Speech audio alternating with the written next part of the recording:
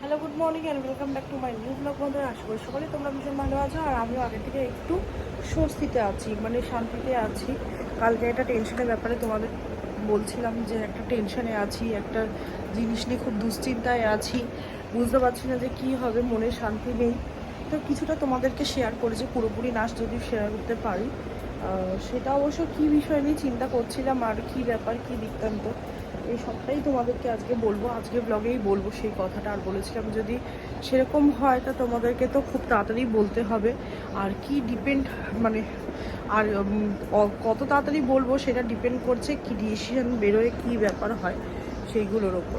তো কালকে মোটামুটি একটা ডিসিশন এসছে, মানে সব কিছু সলভ হয়ে গেছে ওদের মধ্যে। তো ওই জন্যই তো তোমাদের কাছে আজকে শেয়ার করব। সেরকম না যে সলভ না হলে তোমাদেরকে বলতাম না, সলভ না হলেও বলতাম। আর হয়ে গেছে এত তাড়াতাড়ি, সেই জন্য তাড়াতাড়ি তোমাদেরকে জানাবো ভেবেছিলাম। আর তো পরে এখানে এইসব ব্যাপারে তো জানো তো, এগুলোতে একটু সময় লাগে যে কোনো জিনিস ঠিক হতে বা জিনিসটা আগের মতন হতে। আগের মতন তো আর কোনো কিছুই হয় না।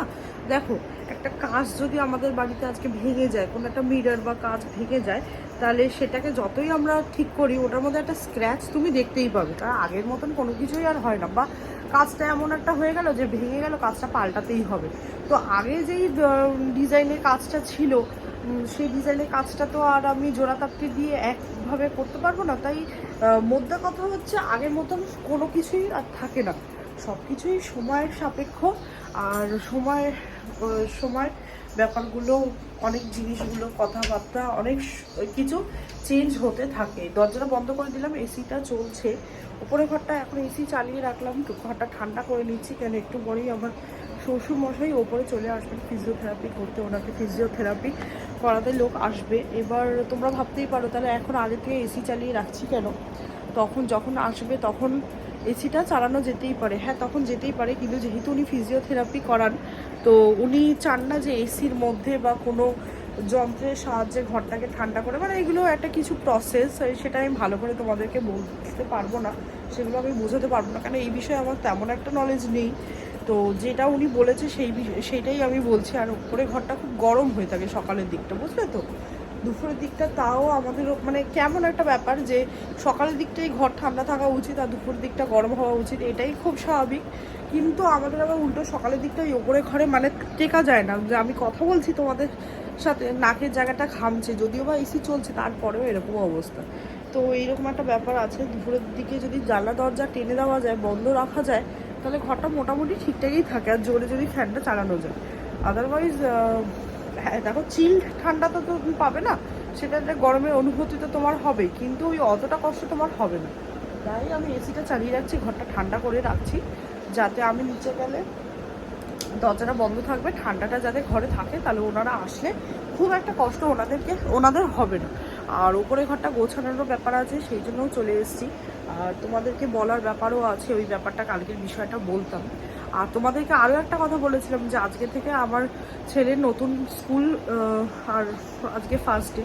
তো ওর বাবা ওকে দিয়ে আসতে গেছে আজকে, যদিও বা ফার্স্ট ডে হিসাব মতো আজকে তাড়াতাড়ি যাওয়া উচিত, 10 মিনিট আগে গিয়ে পৌঁছানো উচিত। আমার মনে হয় 10 মিনিট কি 15 মিনিট বরঞ্চ লেটই হবে ওদের পৌঁছাতে।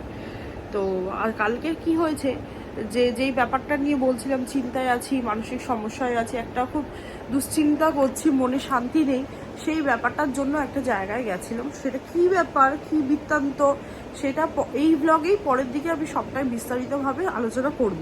তাই ওখানে যাওয়ার দরুন বাড়িতে ফিরতে দেরি হয়েছে। ছেলেকে একেবারে কোচিং থেকে নিয়ে ছুটি হয়ে গেছে, ওকে ওখান থেকে নিয়ে ডিরেক্টলি ওইখানে চলে গেছে। কথাবার্তা বলতে অনেক দেরি হয়ে গেছে। বাড়ি ফিরে ওই ওকে সামান্য কিছু খাইয়ে দিয়ে তারপর আস্তে ধীরে এদিক ওদিক, যেহেতু ঘুমটা যদি একবার নষ্ট হয়ে যায় সঙ্গে সঙ্গে আসতে চায় না, তাই ওর ঘুমাতে একটু দেরি হয়েছে। আর ওর ঘুমাতে দেরি হয়েছে তার মানে যে আমরাও দেরি করে উঠেছি তা না। আমি উঠেছি 5:30, আমার কর্তাও উঠেছে 6:30, তো আমরা উঠে পড়েছি, কিন্তু ওর উঠতে বরঞ্চ অনেক দেরি হয়েছে, ও উঠেছেই 7:15।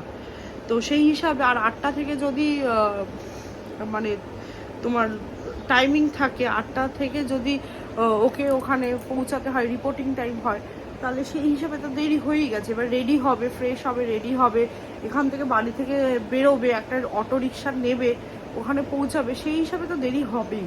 আর আমার মনে হয় দেরি হয়েইছে। যাই হোক, ও এসেও পড়বে একটু কিছুক্ষণের মধ্যেই, ওকে দিয়ে চলে আসবে। কেন, কিছুই তো সকালবেলা খেয়ে বেরোনো হয়নি। আর অত সকাল সকাল যেহেতু আমাদের ব্রেকফাস্ট করার অভ্যেস নেই, তোমরা তো জানোই আমাদের কাছে, মানে আমাদের মেয়েদের ব্রেকফাস্ট মানে ওই চা মুড়ি ওইটা, আমরা তো ব্রেকফাস্ট করি না সাধারণত বাড়ির পুরুষ মানুষদেরকে। এবার দেখতে, আর এক সেকেন্ড বন্ধুরা তোমাদেরকে দেখাই, এই দেখো তোমাদের সাথে কথা বলতে বলতে ঘামছি, নিশ্চয়ই দেখতে পাচ্ছ। যাই হোক, তো এতটাই গরম আমি তোমাদেরকে বোঝাতে পারছি না, তাই জন্য তোমরা দেখতে পাচ্ছ বলে তাই তোমাদেরকে বলে দিলাম আর কি। যাই হোক, তো বাড়ির পুরুষদেরকে তো আমরা টিফিন দিই, করে দিই ওদের ইচ্ছা মতো। আর সবসময় চেষ্টা করি যাতে ওদের পেটটা ভরা থাকে। তাও অনেক সময় এই যা গরম পড়েছে, যদিও বা গরমটা এবছর দেরি করেই পড়েছে, কিন্তু চটজলদি এতটাই গরম পড়েছে, তো এই গরমটা জাস্ট মেনে নেওয়া যাচ্ছে না। তাই অনেক সময় গরমে হয়তো খাওয়া দাওয়াটা স্কিপ হয়, কিন্তু চেষ্টা করি বাড়ির পুরুষ মানুষদের পেটটা ভরে রাখার জন্য। যারা ইনকাম করে নিয়ে আসছে বা যাদের বাইরে অনেক কাজ থাকে, আমরা তো তবুও ঘরের মধ্যে থাকি, গরম হোক কাজ করি, পাখার তলায় গিয়ে 10 মিনিট বসে জিরিয়ে নিতে পারি, কিন্তু ওরা তো সেটা পারে না। না, তাই ওদেরকে সবসময় মানে হাইড্রেটেড বা পেট ভরা থাকবে, তাহলে কাজটাও ভালোভাবে করতে পারবে, মনে জোর থাকবে। পেট ভরা থাকলে, আর পেটটাই কি বলুন তো সব কিছু, পেট ঠিক থাকলে মানুষের মন ঠিক থাকে। অন্তত আমি আমার ক্ষেত্রে তো তাই বুঝি। আমার যখন পেটে খিদা থাকে তখন কোনো ভালো কথাও আমার ভালো বলে মনে হয় না, আবার পেট যখন ভরা থাকে খারাপ কথাও অনেক চুপচাপ হাসি মুখে আমি মানিয়ে নিই। তো এই আর কি বিষয়, সেই জন্য ওখান থেকে ফিরে আসতে আমাদের দেরি হয়েছে, তাই লেট হয়েছে ছেলের উঠতে, তাই দেরি হলো। কাল থেকে তো আর এই বিষয়টা হবে না, সেটা নিয়ে জানিও অবশ্যই। আর আমার সাথে কথা বলতে বলতে তোমরা নিশ্চয়ই আমার পেছনটা দেখে বুঝতেই পারছো ঘরটার কি অবস্থা। সকাল সকাল উঠে ছেলেকে তৈরি করে স্কুলে পাঠিয়েছি, কি অবস্থা হবে প্রথম দিন সেটা নিশ্চয়ই তোমরা ধারণা করতে পারছোই। তো যাই হোক, এই ব্যাপার। আর নিচে যাব এখন, বর গোপালকে দিয়েই গেছে, তাই আমার এখন সেরকম কাজ নেই। ওই ঘরটার গোছাবো, বিছানা তুলে দিয়েছি, নিচে বিছানাটা ওপরে বিছানাটা তুলবো, ঘরটার গোছাবো, ঘরটা মুছবো। কেন, সকালে আমাদের একবার গোবিন্দ সেবার আগে ঘর মোছা হয়ে যায়, যেহেতু আজকে স্কুল আর দেরি হচ্ছে আজকে সব কিছুতেই, সেই জন্য ঘরটা মোছা হয়নি, এখন গিয়ে মুছে দেবো। আর চা করি, চা খাই, এই আর কি। আর ও আসলে ওকে টিফিন করে দেবো, এটাই। আর আজকে ব্লগে ওই ব্যাপারটা বলবো, যে ব্যাপারটা তোমাদেরকে বলবো করে ভাবছি, বলেওছি অনেকবার। তাই তোমরা দেখতে থাকো আর অপেক্ষা করো, আমি কাজগুলো একটু সেরে নিয়ে আবার তোমাদের সাথে কথা বলবো, ততক্ষণ দেখতে থাকো। দেখুন বন্ধুরা, সকালের শুরুটা 1 কাপ চা দিয়ে করছি। আজকে অবশ্য দুধ চা করে খেলাম না, কারণ রোজ রোজ দুধ চা খেলে পেট গরম হয়ে যাবে, তার মধ্যে গরমকাল, বেশি গরম জাতীয় খাবার খাওয়া যাবে না। তার সাথে একটা 10 টাকা দামের ডার্ক ফ্যান্টাসি বিস্কুট নিয়ে নিয়েছি। চা খাবো কি, চায়ের কাপে চুমুক দিতে যাব কি, ডাক পড়ে গেছে। সব ছেলেকে আনতে বেরিয়ে পড়েছি, বাইরে ভীষণ রোদের তাপ, সহ্য করতে পারছি না, একেবারে আলুসুদ্ধ হয়ে যাচ্ছি। রিকশায় বসে আছি, তবুও যেন রোদগুলো চোখের মধ্যে এসে ঢুকে যাচ্ছে। আর রাস্তায় যে কটা লোক দেখতে পাচ্ছি, তারা নয়তো খুব দরকার তাই বেরিয়েছে, আর নয় তাদের ভালো লাগে রোদ পোয়াতে, সেই কারণে বেরিয়েছে। তবে আমার মনে হয় না যে কারোর রোদটা বা এই গরমটা ভালো লাগে। যারা যারা বেরিয়েছে তাদের কাজ নিয়ে বেরিয়েছে, এটাই মনে হচ্ছে।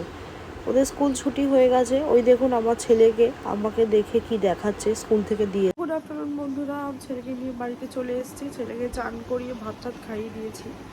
এখন একটু বসলাম, রোদের যা মানে ঝলকানি, তাতে পুরো আলু সিদ্ধ হয়ে গেছি পুরো একেবারে, মানে ভীষণ তাপ বাইরে, ভীষণ তাপ বাইরে। আর এত তাপ মানে সহ্য করতে পারছিলাম না, তাই বাড়ি এসে আর ব্লগ স্টার্ট করিনি। ছেলেকে চান করিয়ে দিলাম, ভাত খাইয়ে দিলাম, একটু বসে আছি, একটু রেস্ট করব।